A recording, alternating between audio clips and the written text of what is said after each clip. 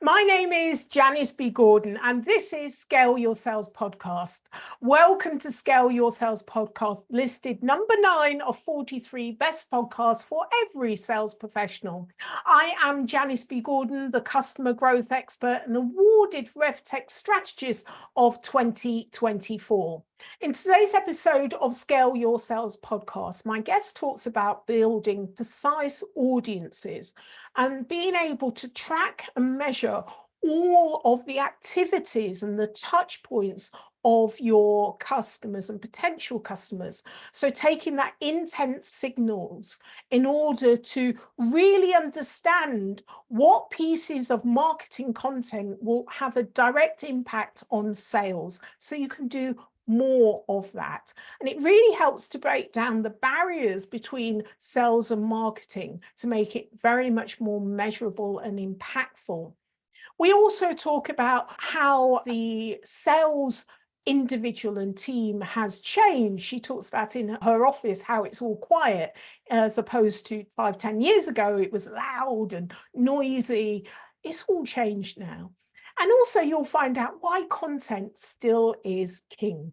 My next guest joined Dreamdata startup almost 5 years ago. After a long sales career in enterprise companies like Gartner and Red Hat, she recently moved with her family from Copenhagen to New York to continue the Dreamdata's company's growth in the US. Creating daily sales and marketing content on LinkedIn that generates inbound demand for Dreamdata sales teams. I'd like to welcome to Scale Your Sales Podcast, Laura Erdem. Thank you so much, Janice. Thank you for inviting. Well, I'm really looking forward to getting into our conversation. I saw a recent post from you on LinkedIn that I want to start with because I think it's really fascinating. And you said that it takes 211 days for B2B clients to make a buying decision, but yet only 62 of those days were involving the sales team. So with so much happening in the journey, in the marketing domain, how can revenue leaders build better alignment between sales and marketing to improve pipeline efficiency and buyer experience? Absolutely. This is the favorite topic of mine because even though I'm in sales, I have a huge crush on marketing because I would not be able to run a team closing this much revenue if we did not have marketing running in front of us. Yeah. When I joined Dreamdata, a tiny startup back then, 4 years ago, I was before that working at Gartner. And Gartner is a very well-known company and with a huge brand presence as well. And we used to be taught that there are 3 steps in the sales process: teach, tailor, and take control of the sale. And that used to be the salesperson's job. You come in, you teach them about the market, you help them out to understand what's working, and then you tailor the proposal for them, and then you take control and more or less project manage the close of it. Mm-hmm. As I see it, it is a very outdated way of selling. After I joined Dreamdata, I realized that if you don't have a brand presence on the market, there's not that much to teach because nobody's going to listen.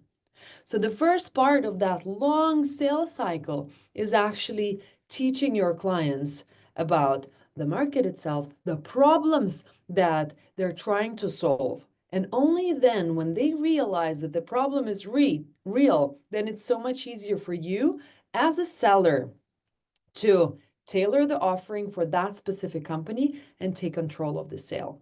And I think that's only where those 61 days come in.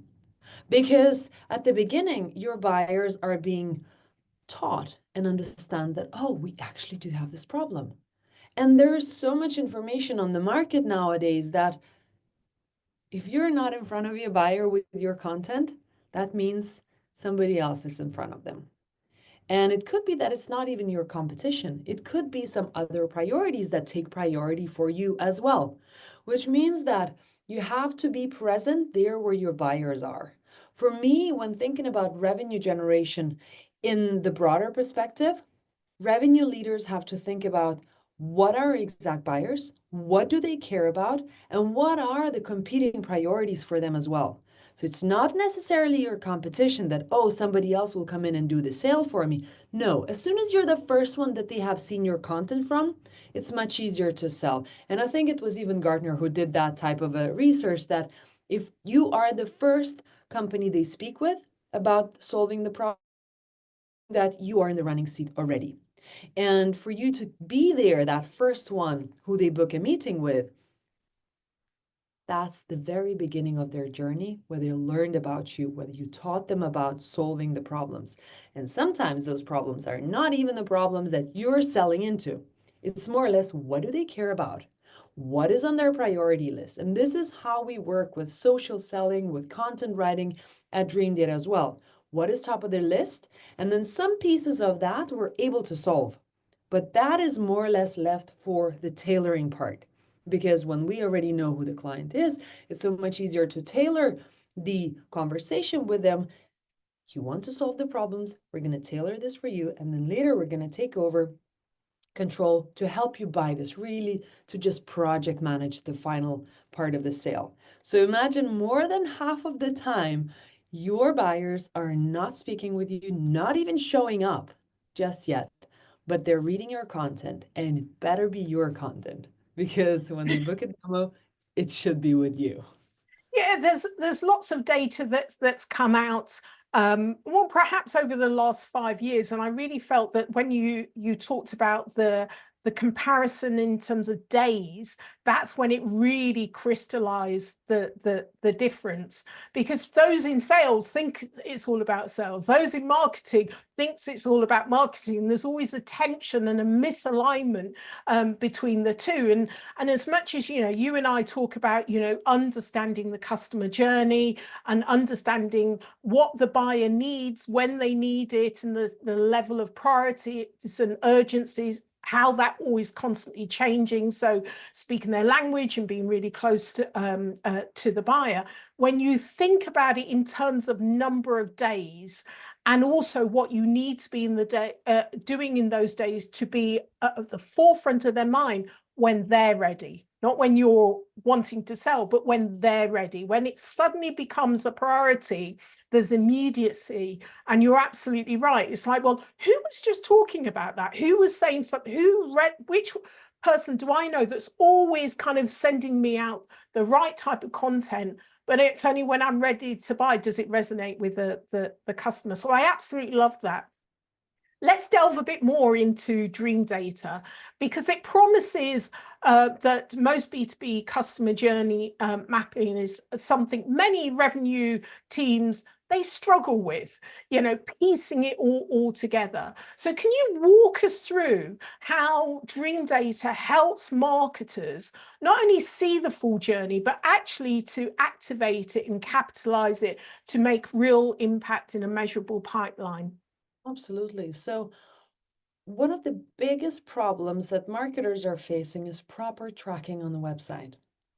Because if marketers needed to judge performance of their marketing from each and every ad platform that they're using and spending money on, and then trying to map those journeys with a CRM and what that original source says, that's where already we're seeing the gap. Because the ad platforms would tell you each at a time, how many form submissions did we get? And the CRM would tell you which of those channels popped up as a last touch before the client booked the demo.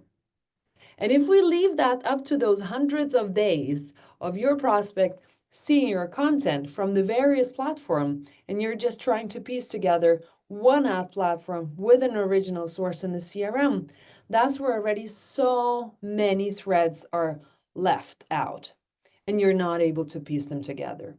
So website tracking done on the website, properly understanding both the prospects that are coming to your website before they submit forms for you.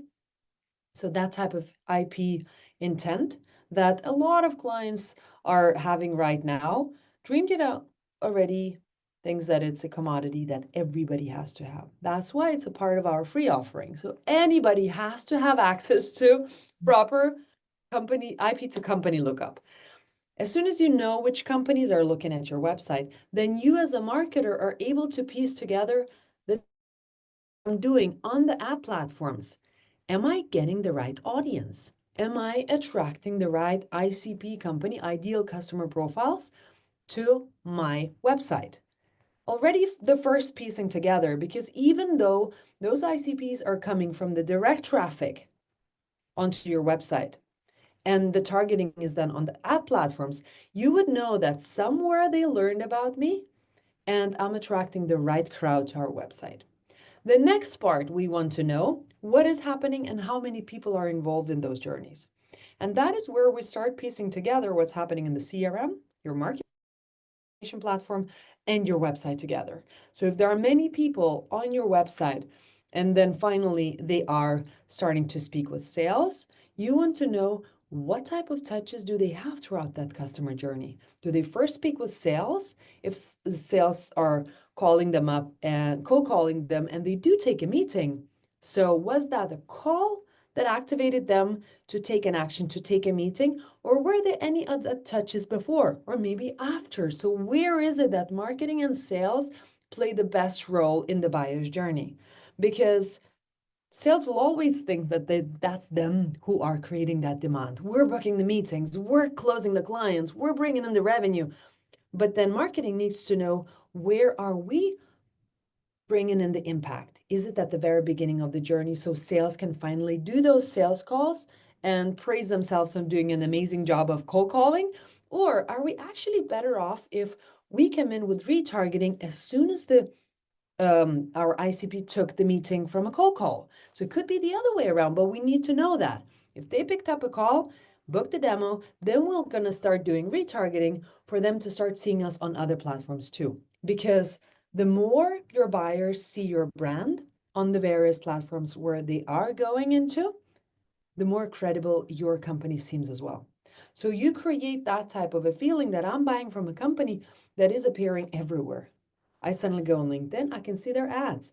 I'm speaking to the salesperson. In my mind, I'm buying from a company that is credible and is showing up in the various way in front of me while I'm buying. So this is how Dreamdata connects those dots together for a single customer journey. And then marketers and sales teams are able to see, where should we play best and where should we focus our efforts and our money to attract the best clients for ourselves. I'm curious, Laura, without having that level of tracking, we know a lot of marketing effort is wasted. But I wonder, on average, what would you say? Is it about good 50% of marketing effort is wasted? That's a very good point. So our aim is to make sure that marketers optimize their spend. If we don't speak about the time to start with, their spend on ad platforms, to like the waste has to be as minimal as possible. That's why I spoke about marketers having an insight. Where am I spending the money? Am I attracting the right companies to start with? So I spend the money, I attracted the right ICPs. Some of the companies would say, I will invest as much as possible just to pump up the pipeline. And I'm getting the right people in. You salespeople gonna just speak with them. The next part of it all is that marketing needs to know what type of content to write for your buyers to be engaged in the customer journey too. That's where also getting an insight for a marketer to say, okay, so if I write very in-depth documents, that means I'm supporting the sales process because people are reading those articles when they're in the sales process. Or if I'm writing the high-level listicles and the various stuff that marketers or your buyers would usually read before they submit a demo or pick up the call with you, I need to know that, because then you would also guide your expectations. What is more important for us? For high ticket sizes, usually the deep documents are very important because a lot of teams are involved, a lot of people are involved, and before they make a decision, they gotta trust that the technical documentation is clean. So talking about the wasted of marketers is a little bit tricky because it really depends. A lot of marketing teams can build very good demand of not really seeing much data, but working off their gut feeling. But the problem hits the fan when company doesn't see that much revenue anymore coming in, not that much pipeline. And then even though you were really good at bringing in pipeline, but I don't know, the world situation has changed and people are not spending as much anymore, then what should we do? Hey, dear marketing, you're not doing as good job as you used to do, but we're still doing the same good job at having a good gut feeling of what works, but just buyers are not buying. That's where you need to have that type of data to understand where are we just wasting our time and just good at targeting some of the companies, or where are we good at targeting and the marketing situation changed. So we're here to support marketers to understand exactly what's working so they can focus much better. Yeah, I think you make an interesting point. When markets are challenging, it's often marketing that gets cut because traditionally they're not able to demonstrate their value, and they get cut. But actually, you could be cutting the head of the snake off. They're the ones that are actually providing the revenue because their gut feeling is right. It's just they can't prove it. And so I think it's really interesting that this is it's a way of ensuring their own survival, really, by ensuring that they're able to identify the real impact and make it very much measurable, you know, along the entire customer journey. There's always been that misalignment between and tension between marketing and sales. Well, you would expect by having all of this rich data, a lot of that silo. I mean, the salespeople want to know what piece of data is going to enable them ease their sales process. They want to know that. It's just in the past, it's like having a foggy crystal ball. Marketing can't really say that this piece of data or this particular asset created real value for you, and then there's no belief in marketing from sales. So this is a great way of helping the two sides to align into one unified journey. Exactly. At the beginning of Dreamdata, when we did not have that much website tracking data to guide our decisions, one of our biggest decisions for what marketing should focus on was if a prospect asks a question on a call and a salesperson is not able to answer, and we don't have that type of documentation on our website, we better get writing. So understanding what the prospects are asking on calls and documenting that in blogs, in documentation. So next time when prospects want to educate themselves without actually speaking with sales, it's all on our website. That was a very tangible decision that we made. If there's a question, it's got to be written down. And then from there, then we started to see what's actually taking traction. And maybe some of those questions were not important ones, but then we've got a documentation for sales. For them, when we onboard new people, then they will be able to find answers by themselves as well without just relying on other people responding it for you. I love that. For people that don't have Dreamdata, that's a great starting point for them. That process, that's that way in to try and ensure that they have all of the questions that a customer may ask. And there's, you know, so many call recording packages and being able to pick up on that information quite easily. So that's a really good starting point. Yeah, and from there, then it's much easier for a marketer as well to guide themselves and see, okay, so some of those pieces of content that we have written, maybe we could make LinkedIn posts out of those. How does it connect with what the marketers are actually trying to achieve? Then you can layer in what type of high level or low level answers you would like to answer for your prospects and post it outside just of your website domain. Yeah. So you've mentioned a bit about the metrics. So I'd like to delve into that a little bit more, Laura. Sales leaders are often focused on activity-based metrics, you know, calls made, emails sent.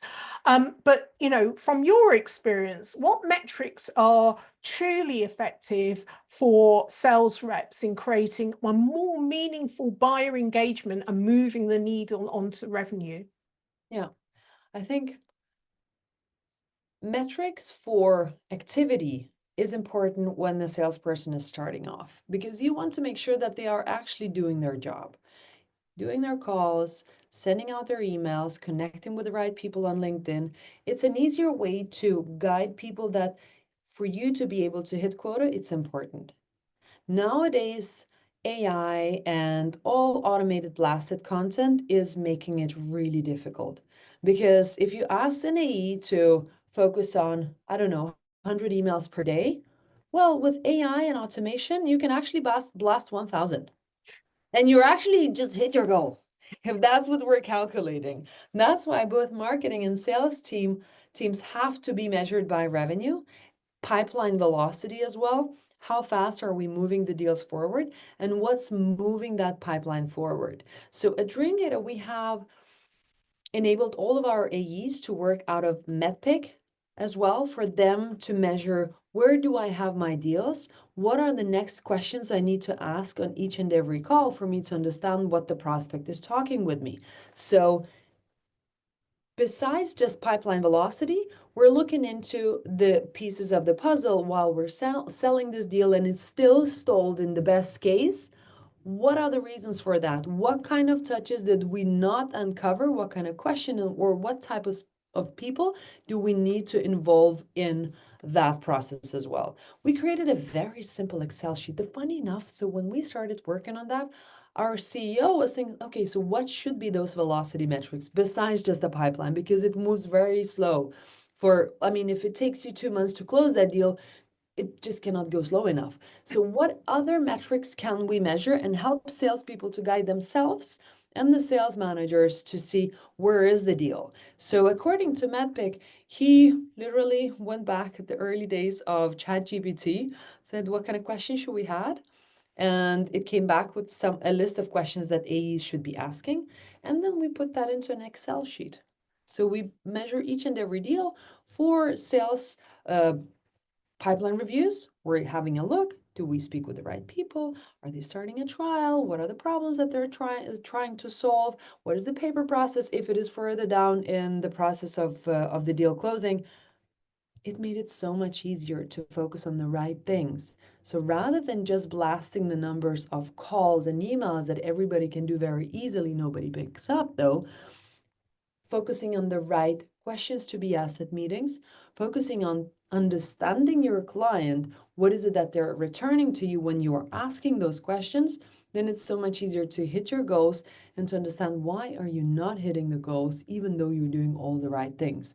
So instead of just quantity, it's very important to focus on quality. Absolutely. And before we started the recording, we were talking about training and coaching and mindset shifts. And you mentioned about the salespeople. We've talked a lot about the processes and the kind of technology, and even if it's kind of really simple ways of recording activity and where the starting point is. So I'd like to just talk a little bit about the actual skill set of people and how much that may have changed because the economy has changed significantly. So what are you seeing are the kind of key differences in the requirements of people? Yeah. And I'm going to speak mostly of my own experience, what I've experienced both at Gartner and now at Dreamdata as well.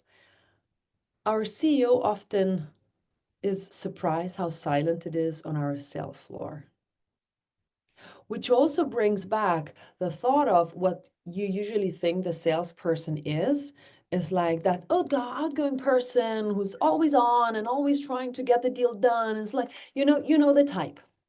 And on the Dreamdata sales floor, it's usually not like that. And most of the introverted people are usually really, really good at sales, where you might think, oh, it has to be an extrovert, it has to be this age, and so on.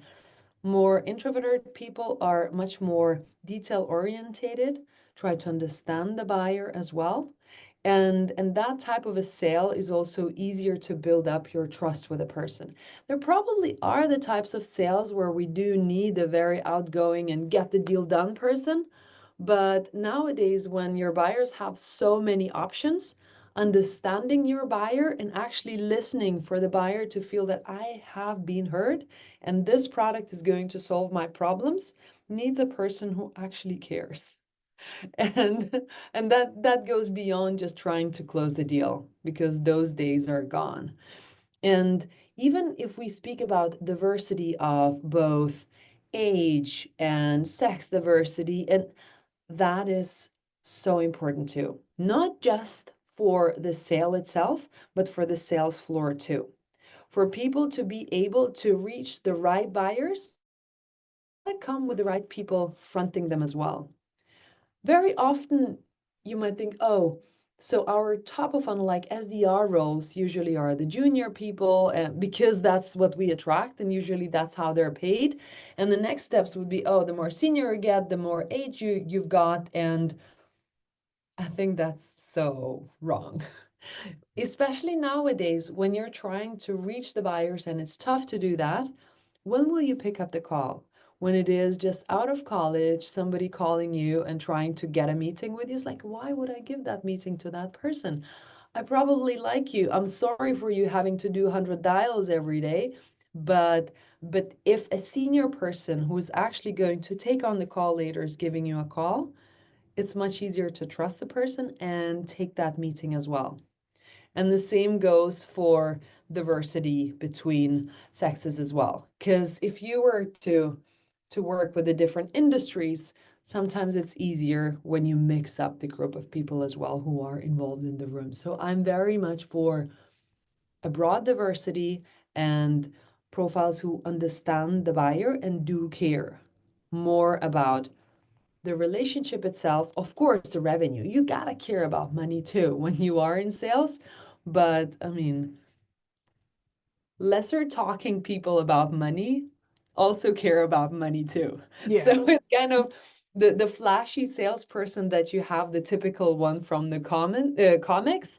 It's not usually the same person that we're going to see in the future either. Yeah, and I completely agree with you. I work with a 30-year database that's been doing sales assessments, and we're able to mine that information to look at, what great salespeople look like. And when I often go out speaking, I'll ask people to raise their hands in terms of what their perception of sales is. And Laura, you won't be surprised, it hasn't changed a great deal.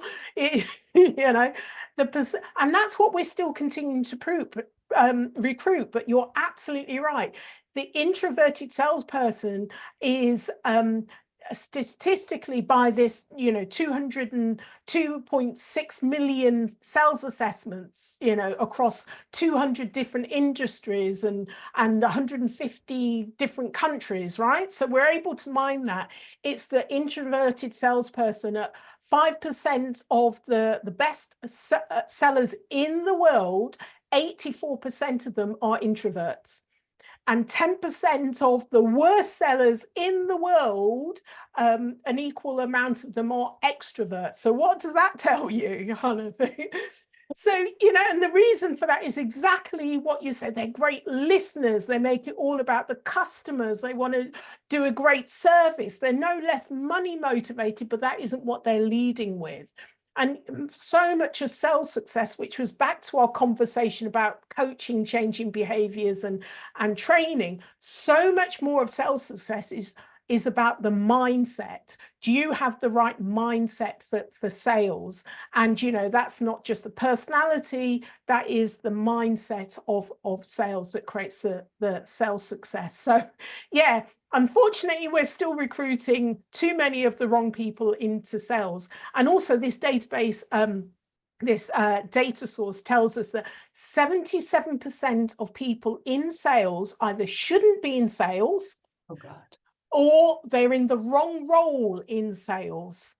And so often people, get recruited into senior management, but actually they're great salespeople, and that's how they got recruited. But they're the worst sales managers or the worst sales leaders because it's the wrong characteristics. So we're still making those fundamental mistakes. But all what you say is absolutely in line with all of the data that, and research that we've done, which is fantastic. I'm very happy to hear that. As long as we have the data. I mean, it doesn't make me happy to hear that we're still recruiting in the same way, But I'm very happy to hear that data speaks that as well, because Yeah. everybody's seeing it. And the more we speak about this type of a gap, the easier it will be for people to hire the right people to the roles as well. Because I get it. I mean, usually when the sales leader is that type of a person, you would hire similar people as well, which is a very, very normal behavior for everyone. And then it's kind of a risk to hire somebody so different. And you don't really know how to teach that person. You can't make the person do 100 dials and still be excited. It's like, how are we going to help this? But the more we speak about that type of a data difference, the easier it would be to take that type of a scary step for a typical salesperson as well, to hire a different type of personality for their role as well. Something very similar like that happened at Dreamdata too, when our co-founders went out and hired myself and my colleague. My colleague had the experience of a similar industry to be selling to them and sales leadership experience. He was performing amazingly at Dreamdata. And we were hired together. I was the different type of a profile. I came from Gartner, like a big brand, and then they took the bet on me. And from there, then you could see that we were selling equally well for the market that we're doing, that we were working as well. Which means that type of a diversity to have different people on the team is also amazing. So I hope that people dare to hire a different person, and then we're gonna start a little bit more of a change in the future. Could I ask you, Laura, is that other person still with the company? Oh yeah, and he's doing Yeah, amazing. yeah. Fantastic. Yes, Brilliant. yes. Well, He's and running then our growth team. that very much speaks to the culture of the company. As you say, the co-founders went out and they took a bet and they saw the results of that. And that's, but if you don't have the right culture that can accommodate the different personalities, as you mentioned before, the sales leader will recruit in their own image because they understand how to motivate that person. So you've got to have a culture that's willing to be adaptive in order to accommodate it as well. Great, absolutely. And the same goes for other roles too. And I think that speaks not just for the sales roles, because when you build a company around that type of diversity, then it's much easier to take a bet in another team as well. Because if we're hiring in engineering and we suddenly hired 3 women instead of 3 men, the other teams are also seeing what is happening, that there is a change from what we would usually see as an engineer. Then probably the same would work for sales too. It's much easier to take those steps too, Yeah. when that is a general culture of the company as well. Excellent. All right. So as a kind of wrap up question, because I literally could talk to you, but time is against us. So what advice would you give a CEO or CRO sales leader creating a roadmap? Because you're very good at, the marketing, the sales, and the roadmap to revenue growth in 2025 into 26. Yeah, focus on quality content. This is more or less the only advice that I would leave CROs with. Sales, you'll figure out, you're the best at that yourself. But quality content, now when we have AI created content all over the place and the algorithms changing for search, everything is going to be so much different how people are going to find you. As long as you have put in your brain power and your best writers into writing your content, don't be afraid of long-term content, content as well. It works perfectly for AI as well to catch you too. And be aware of how the search engines are working so your buyers can find you. Understand how they're buying, be there so they can find you. And in order for you to be there, you have to understand the algorithms of how that is going to change. I'm sure the other part of sales, you got it. You're the best at that. So that you don't need that much advice there. How can listeners get hold of you, Laura? I'm on LinkedIn. Reach out to me. I do run LinkedIn live sessions as well once in a while. And I've got a couple of courses about LinkedIn social selling too. If you're curious, let's connect and follow each other. Well, I'm so glad to have you on Scale Your Sales podcast. It's been an absolute honor. I love the conversation with you. Thank you for being a guest on Scale Your Sales podcast, Laura Erdem. Thank you, Janice. It was a pleasure. If you enjoy this episode of Scale Your Sales podcast, explore other episodes of insightful guest conversations or watch the caption show on YouTube. Remember to subscribe so you never miss an episode filled with strategies to help you scale your sales. I love to hear your thoughts, so please share your views and leave a review on iTunes. It helps us reach more revenue generators just like you. So until next time, keep scaling your sales.